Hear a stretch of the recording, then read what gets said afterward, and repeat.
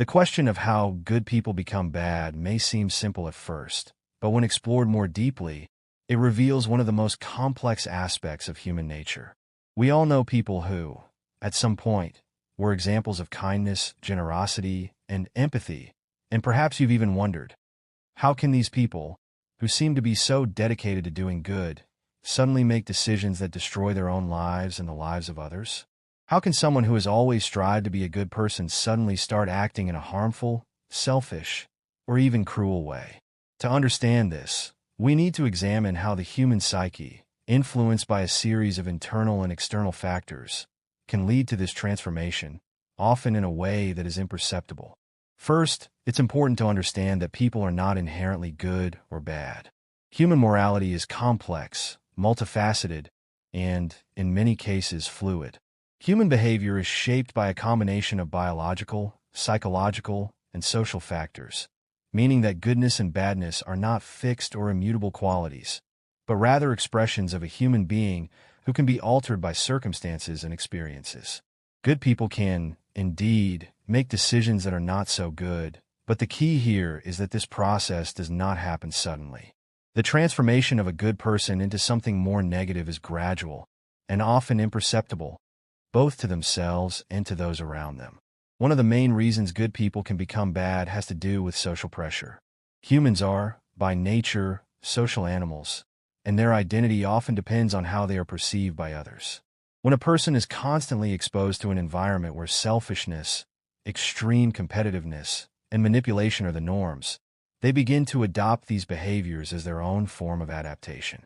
In a world where the ends justify the means, where success or standing out is valued more than ethics, the person who once acted kindly may be tempted to follow the example of others and start adopting more self-centered and destructive practices, believing that it is necessary to achieve their goals or secure their position. Another important factor is dissatisfaction, or the feeling of being undervalued. Often, good people are not recognized for their efforts. They give, help others, do good, but in the end, they feel ignored or even used. This cycle of selfless dedication without return can begin to generate feelings of frustration, resentment, and eventually disillusionment. The person who has always sacrificed for the good of others may begin to question the value of this behavior. Why keep being good if, in the end, the reward doesn't come? The feeling of constantly giving without receiving can lead to cynicism, and from this, the person may begin to distance themselves from their principles of goodness. They might begin to adopt a more selfish mindset, thinking, now it's my turn, and this shift in mentality is often the first step toward more harmful behaviors. In other cases, deep emotional suffering may be the trigger for the change.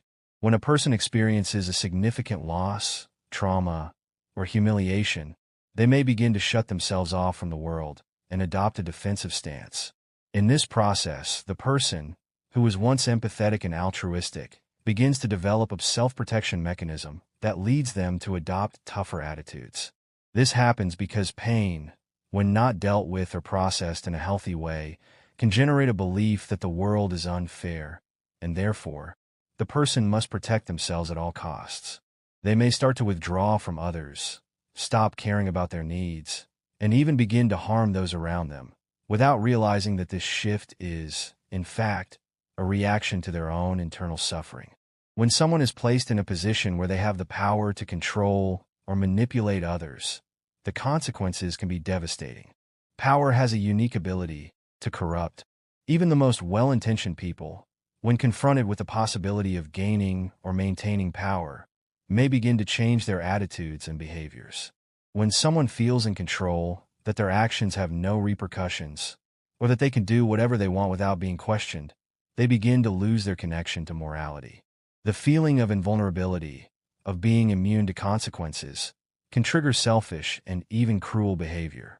At first, it may seem like a way to protect what they have achieved, but as power becomes more seductive, the person starts to detach from their moral values, making choices they would never have considered before. The desire to belong to a group is also a powerful factor.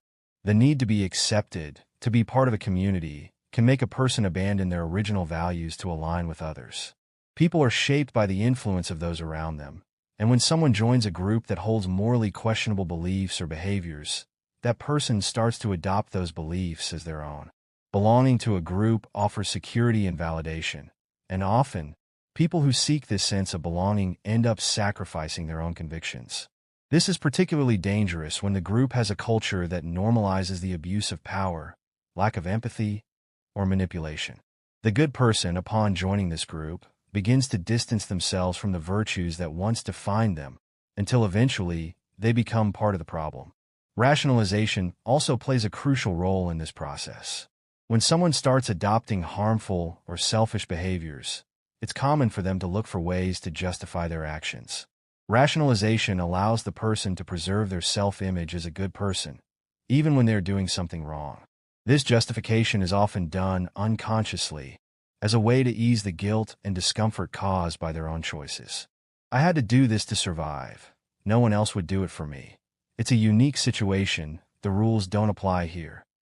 These are some forms of rationalization that a person might use to convince themselves that their actions are justified. The lack of empathy also plays a crucial role in this process. Empathy is the ability to put oneself in another's shoes, to understand their pain and needs. However, when a person undergoes traumatic experiences or lives in an environment of constant stress and competition, empathy can atrophy. In an environment where emotional or social survival depends on selfishness and indifference, people begin to lose their ability to care for others' suffering. This can lead to destructive behaviors because the person no longer feels the connection they once had with others. They see people as obstacles to be overcome, not as human beings worthy of compassion.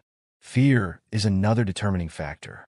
The fear of losing what one has, the fear of rejection, or even the fear of vulnerability can lead a person to adopt more defensive and eventually aggressive behaviors. When someone is afraid of being hurt, whether emotionally, physically, or professionally, they may begin to act in ways that protect their safety, even if that means harming others. The fear of being vulnerable can, paradoxically, make a person harder, more selfish, and less willing to yield in situations where empathy would be required. Another important point to consider is the way society tends to define and reward certain behaviors. Culture often values success at any cost, and this can place a good person in a position where they begin to question whether being ethical is worth it.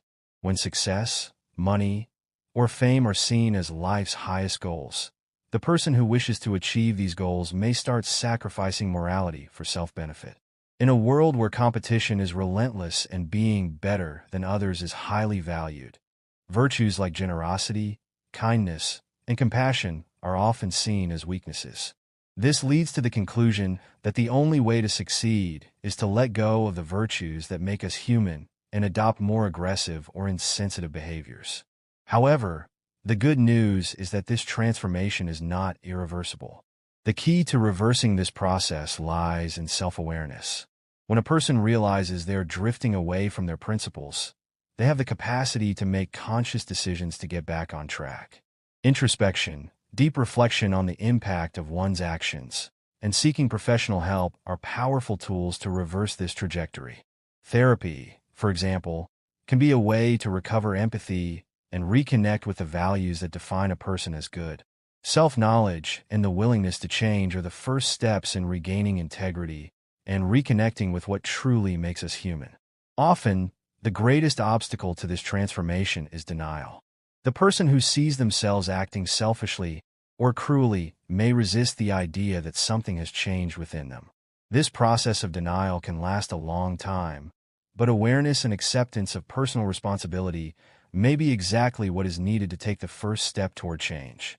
In many cases, the journey back to goodness requires a genuine desire to correct past wrongs, even if that means confronting the discomfort of self-awareness. Ultimately, no one is destined to become a bad person, and the journey back to goodness is always possible. What defines a person is not their failures or the moments when they stray from their path, but their capacity to recognize their choices and work to improve. Change is a continuous process, and the recovery of empathy, generosity, and altruism can be achieved, even after a long period of deviation from the values that once defined the person.